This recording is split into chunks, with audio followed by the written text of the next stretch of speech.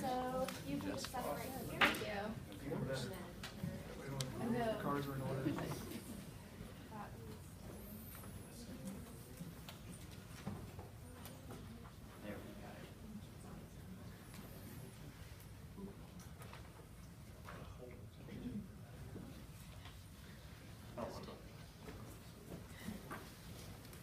just so you guys know, we have the 20 minutes, of course, for your presentation. Josh is in the back and he'll give you a 5-minute and a 1-minute warning, or heads up. And then we'll have 10 minutes for Q&A. So you guys can start whenever you're ready.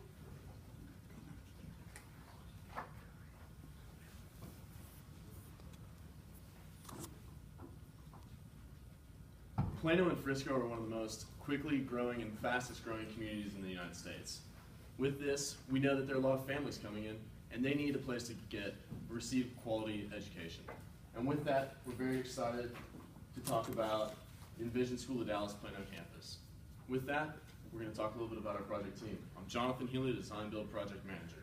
I've got Chloe Marie, our architect, Connor Reed, our design manager, Taylor Hensley, our project estimator, and Connor Cassidy, our project scheduler. Following that up with construction is going to be Williams Gadmo as our superintendent. It's a very diverse team that's from across the globe, and with that, we bring in a lot of information and a lot of experience so that we know that we can deliver Oakland quality that will surpass Envision School's expectations.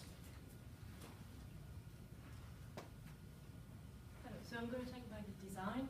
As you can see on the 3D rendering of the building sites is 6 on the site, sorry, on the right side. You got on the bottom the butcher road where the entrance is, because on the left side there's a railway track, so it's not safe to have any entrance there, and around there is no road. On this, you can see the site plan when you can see the highlights of the three main space. You get the library, cafeteria, and the gym. They allow us to lay out the spaces around it.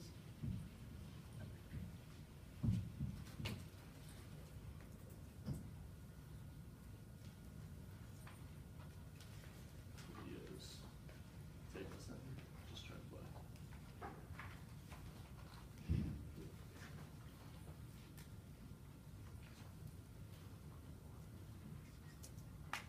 So on this side, you can see the administration that allows the staff to see who's coming in and out of the school and allows much more security for the students.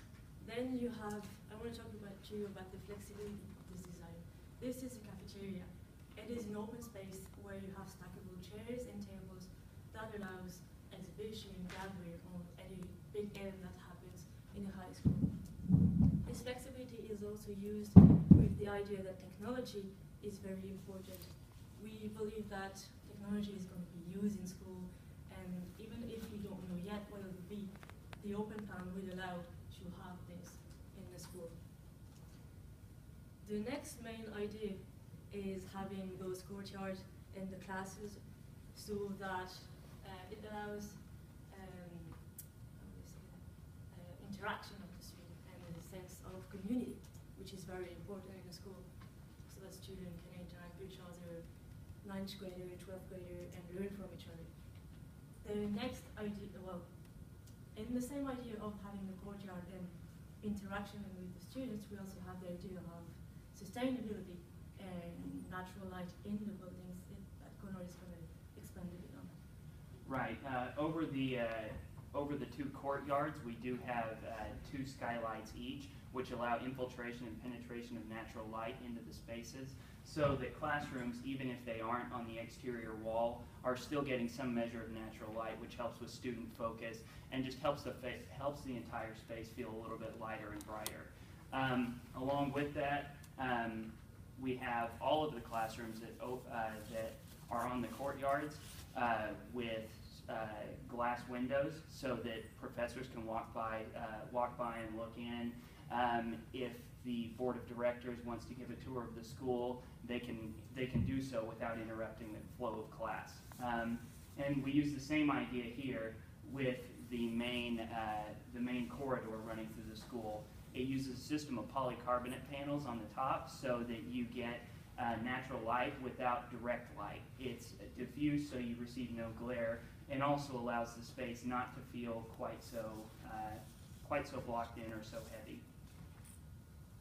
So to finish the design ideas, finally you got at the back, at the finish of the school, you get the gym and the theater. They share the dressing rooms, so it's still an interaction, but it allows gaining space in a total area.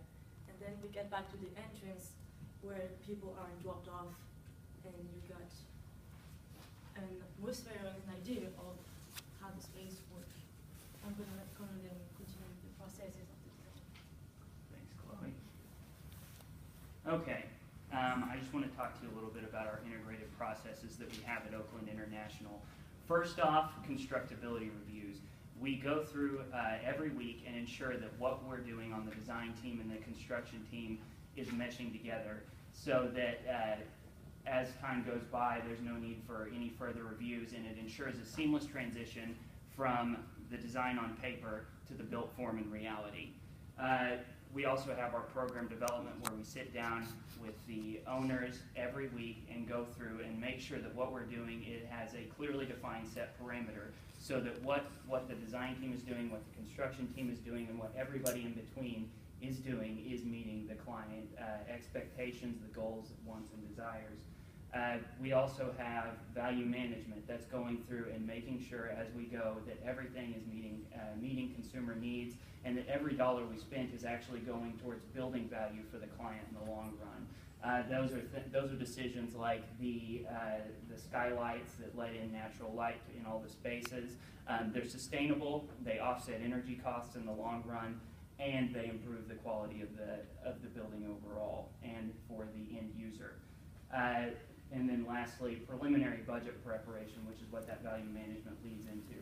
While we're going on to the design team and through our BIM modeling, we're ensuring that everything is accounted for, and that as we go, there's no need to return to the design phase to do any sort of preliminary budgeting again.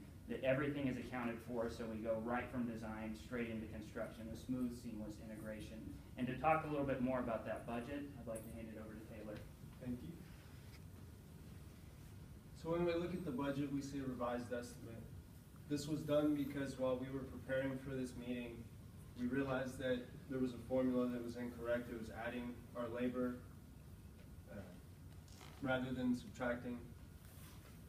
So this is our new estimate. It's $22,400,000.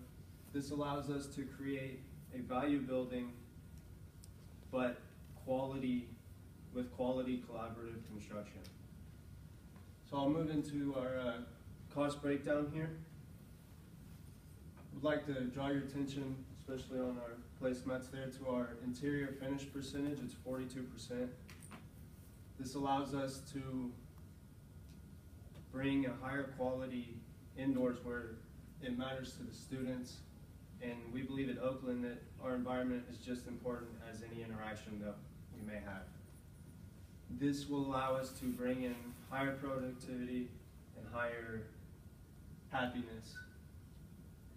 We here at Oakland value productivity and being happy. And to talk more about productivity, I'm going to pass it on to Conor here. Thank you very much, Taylor. I was in charge of the schedule, and well, we have taken out some of the main schedule items up here, and we're also on your placemat. We put a lot of time and work into making sure that these are real and justifiable, and we like to stand on them. We also provided a procurement schedule. We expect to start the procurement 8 weeks before we start on site. As an example there's structural steel frames that's shown there at 20 weeks, but on on this particular job, there's only 16 steel columns on it, so we would expect to beat that 20-week schedule, but that hasn't affected our overall schedule. We haven't taken any time off for that. In our overall schedule, our critical path is our overall project schedule. We didn't want to have any other items affecting that critical path because of the amount of construction that's ongoing in Plano at the minute, and would be a lot of competition for workers and resources. We have built in a free float on every individual item there of about 10% because of the amount of work that's ongoing in Plano. This schedule suits the city of Plano because it has all their public holidays integrated into it. Next one. As part of the technology that we'll be using on this site, we'll be using QR codes on all our materials, and you'll notice a sample QR code on all our cards.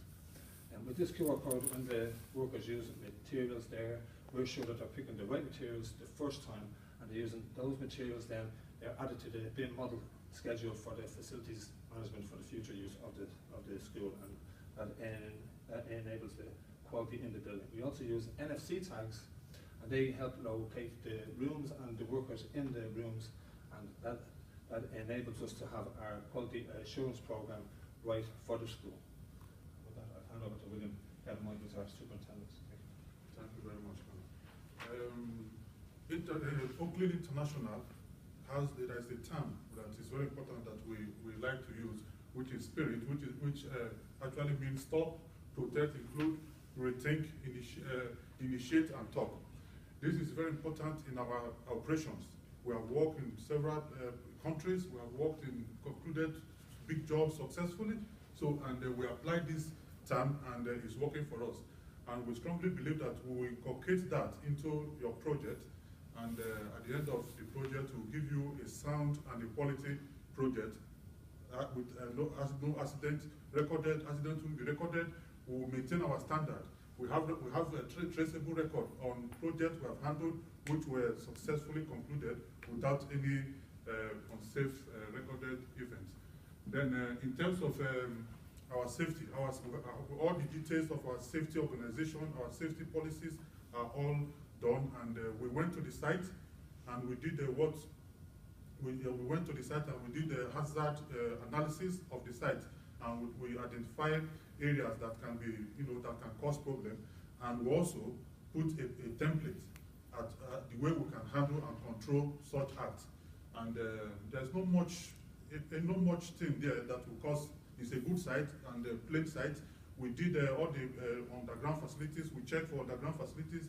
No much underground facilities on that site, which is very good enough.